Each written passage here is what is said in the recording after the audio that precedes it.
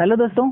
तो आज मैं आप सभी के लिए लेकर आया हूँ इलेक्ट्रिक पोटेंशियल एंड कैपेसिटेंस का नया लेक्चर, जिसमें आज हम लोग पढ़ने वाले हैं विद्युत क्षेत्र में रखे डायपोल की स्थितिज ऊर्जा। तो चलिए स्टार्ट करते हैं। इसकी हेडिंग मैं यहाँ पे लिख दे रहा हूँ, विद्युत क्षेत्र में रखे डायपोल यानी कि द्विध्रुव डायपोल की विद्युत स्थितिज ऊर्जा।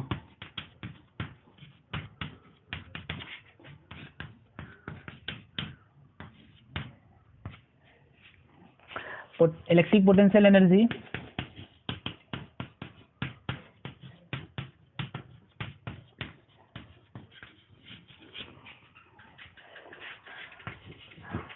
Of a dipole placed in electric field. समरूप विद्युत क्षेत्र में रखे डायपोल की विद्युत स्थितिज ऊर्जा हमें निकालना है, placed in a uniform electric field.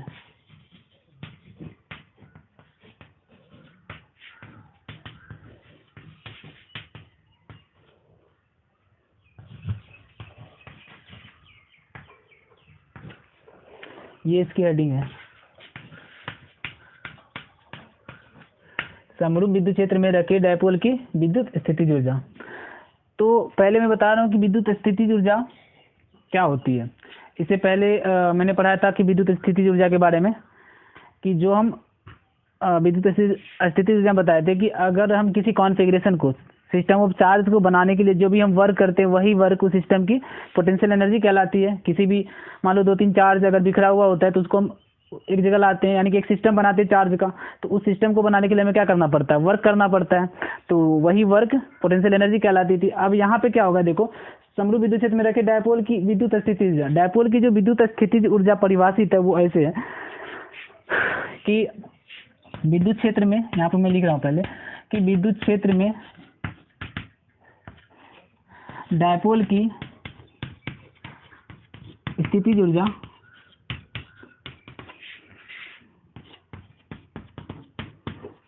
उस कार्य के बराबर होता है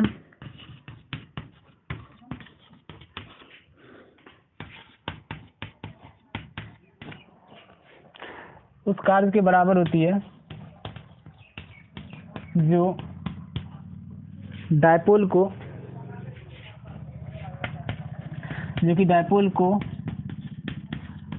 अनंत से विद्युत क्षेत्र के अंदर लाने में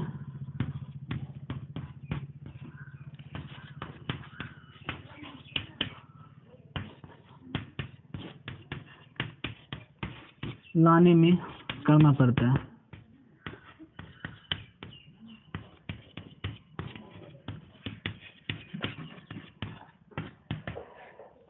कह रहा है कि मतलब विद्युत क्षेत्र में, है ना, जो डायपोल की स्थितिज ऊर्जा होती है वह उस कार्य के बराबर होती है जो कि हम आनंद से उस विद्युत क्षेत्र में, है ना, उस विद्युत क्षेत्र के अंदर लाने में जो भी हम वर्क करेंगे वही डायपोल की क्या होगी, स्थितिज ऊर्जा होती है। जैसे मान लो कि ये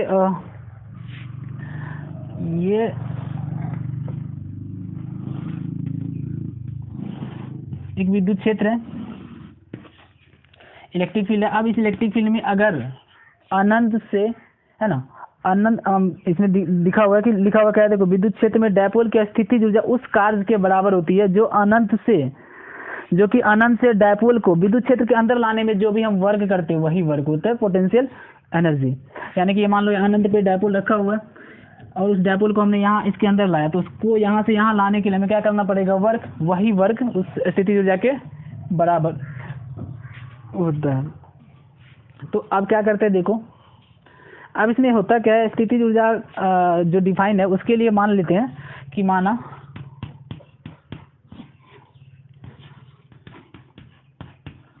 विद्युत क्षेत्र में डायपोल को अनंत से ई तीव्रता वाले विद्युत क्षेत्र में इस प्रकार लाया जाता है। क्या किया कि मान लिया कि माना डायपोल को अनंत से ई तीव्रता वाले समरूप विद्युत क्षेत्र, ये क्या है, समरूप विद्युत क्षेत्र में इस प्रकार लाया जाता है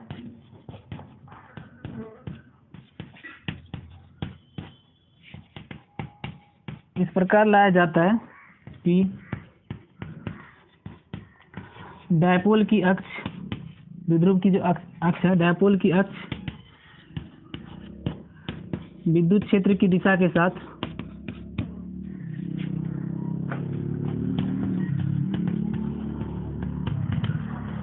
साथ लंबवत रहती है।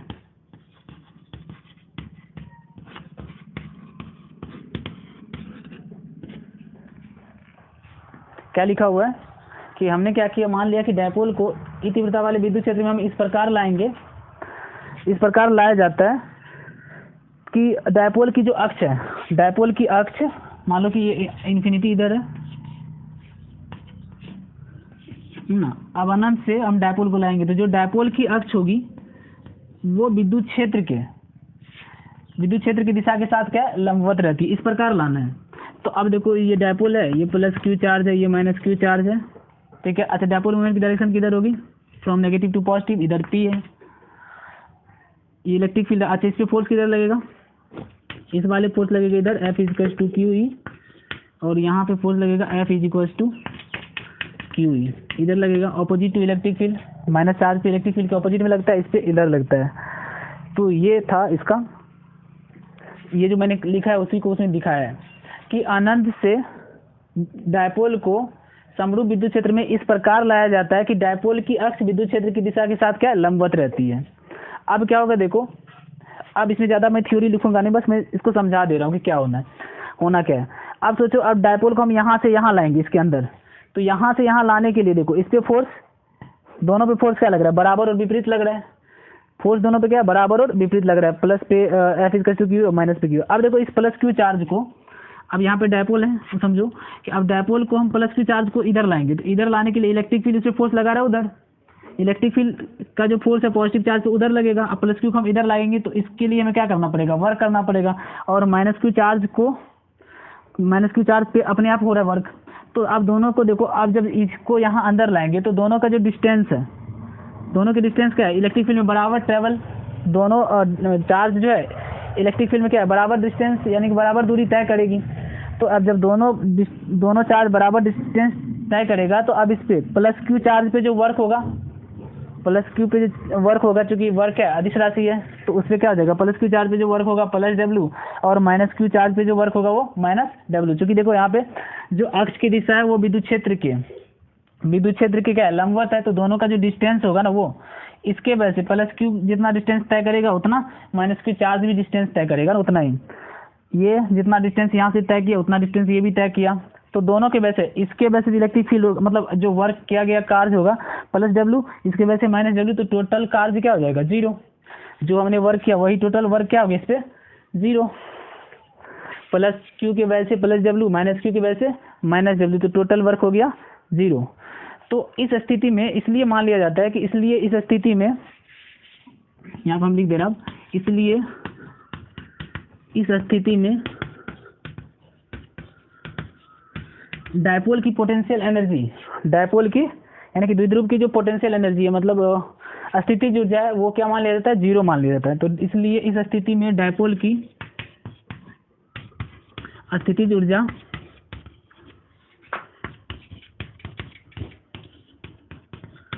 क्या होती है, जीरो होती है।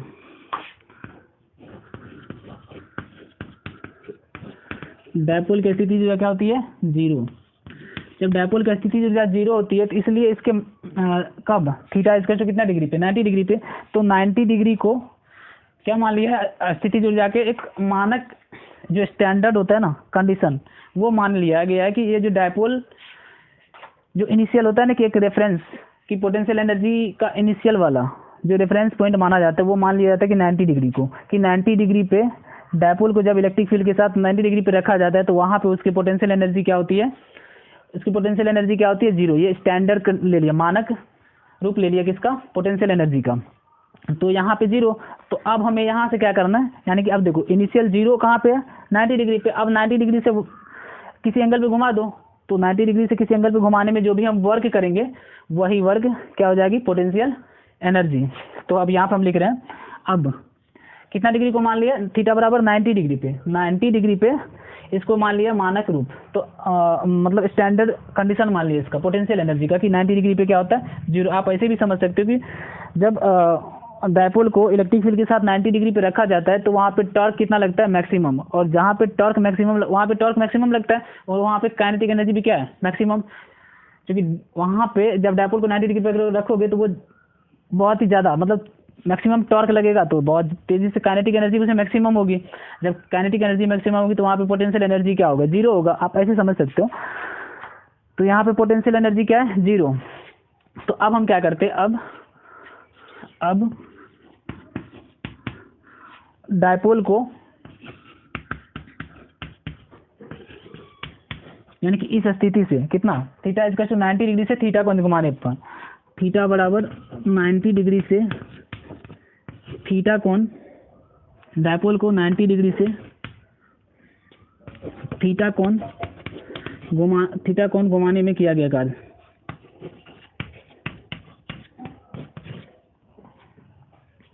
घुमाने में, एक सेकंड देख रहा हूँ आ रहा है कि नहीं, घुमाने में किया गया, हाँ, घुमाने में किया गया कार्य।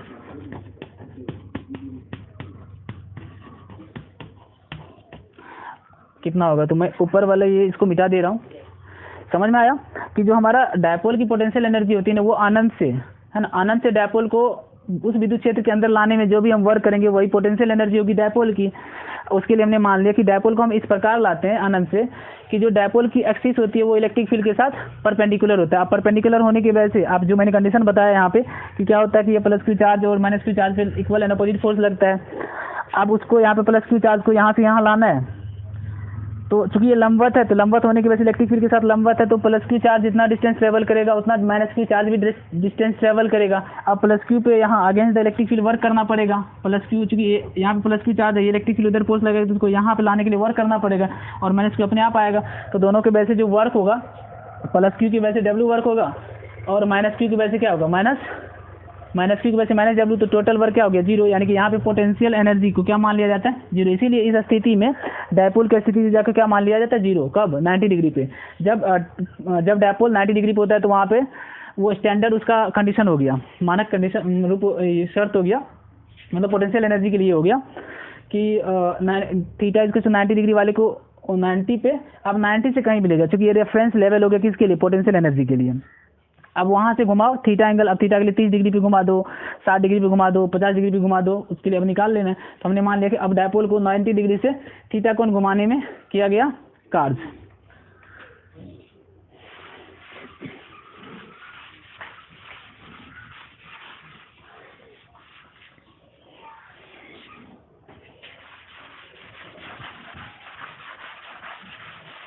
तो इसके लिए क्या बताया था, पोटेंशियल एनर्जी का, इसे पिछले लेक्चर में मैंने बताया था कि जो पोटेंशियल एनर्जी का फॉर्मूला होता है, जब किसी डायपोल को थीटा 1 से थीटा 2 घुमाया जाता है तो पोटेंशियल एनर्जी के लिए फॉर्मूला बताया था ना, स्थितिज ऊर्जा का, U इक्वल टू, याद करो क्या बताया था, PE into cos theta 1 minus cos theta 2, ये होता है स्थितिज ऊर्जा का formula. U equal to PE cos theta 1 minus cos theta 2। अब हमें कहाँ से कहाँ तक कर रहे का काम, कहाँ से कहाँ कर रहे, 90 डिग्री से थीटा कोण, यानी कि थीटा 1 कितना है, थीटा 1 है यहाँ पे 90 डिग्री और थीटा 2 है थीटा, 90 से थीटा घुमा रहे हैं, तो जो एनर्जी होगी पोटेंशियल एनर्जी, स्थितिज ऊर्जा, U इज इक्वल टू क्या हो जाएगा, PE into cos 90 minus cos theta.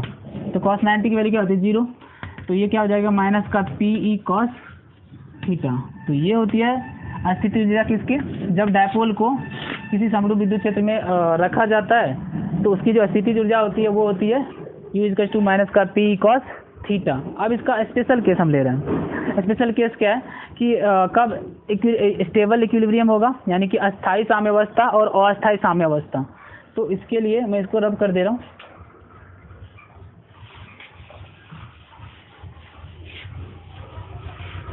इसमें क्या होगा, अब अस्थायी और अस्थायी के लिए, जैसे मान लेते हैं कि अब स्पेशल केस यहाँ पे ले रहे हैं,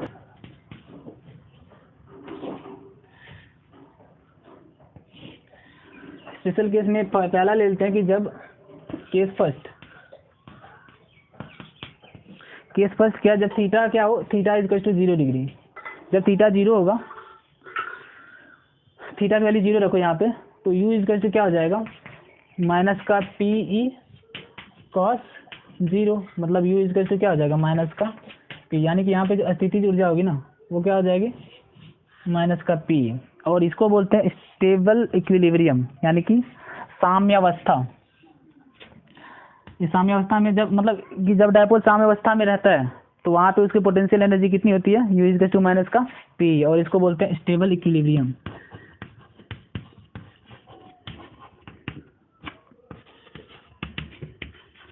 मतलब अस्थाई साम्यावस्था।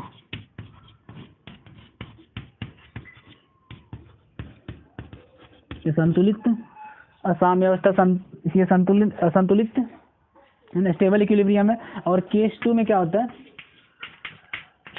जब थीटा की वैल्यू कितना ले लो, 180 डिग्री।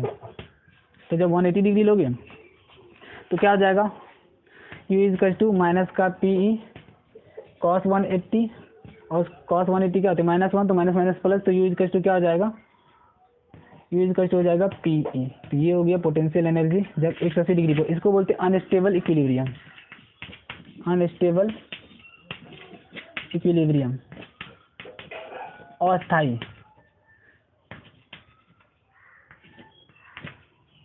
अस्थाई साम्यावस्था और अस्थाई साम्यावस्था है। तो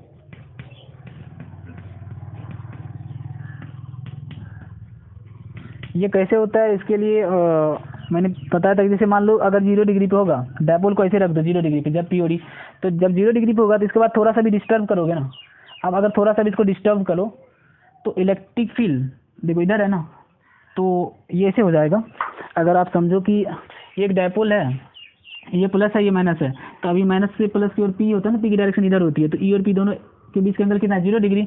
अब क्या होगा, जब इसको थोड़ा सा डिस्टर्ब करोगे तो फिर से क्या होगा, ये जो प्लस क्यू चार्ज है यहाँ पे माइनस क्यू है, तो प्लस क्यू पे ये इलेक्ट्रिक फील्ड फोर्स उधर लगाएगा, तो फिर से वो अपने आप थोड़ा सा डिस्टर्ब करो, फिर से अपने आप क्या होता है, स्टेबिलिटी, मतलब वो अपने आप वापस वही आ जाएगा। तो ये क्या स्टेबल है। जैसे मान लो ये प्लस क्यू है, ये माइनस क्यू है, अब थोड़ा सा मैंने इसको डिस्टर्ब करा, तो डिस्टर्ब करने पे क्या होगा, यहाँ जो प्लस ये जो इलेक्ट्रिक फील्ड है वो इस पे फोर्स इधर लगाएगा और नेगेटिव पे इधर फोर्स लगाएगा, तो फिर से वापस सीधा कर देगा।